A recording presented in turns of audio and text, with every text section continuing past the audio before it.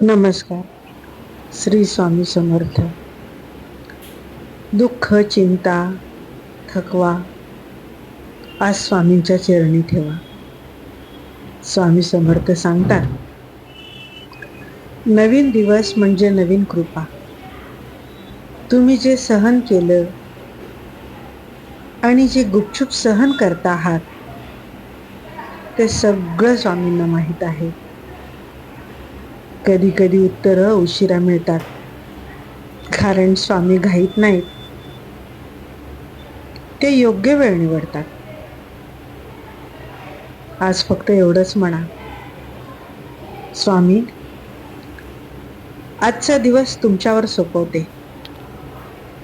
मन हलकं होईल, भीती कमी होईल आणि आतून शांत शक्ती मिळेल. विश्वास ठेवा,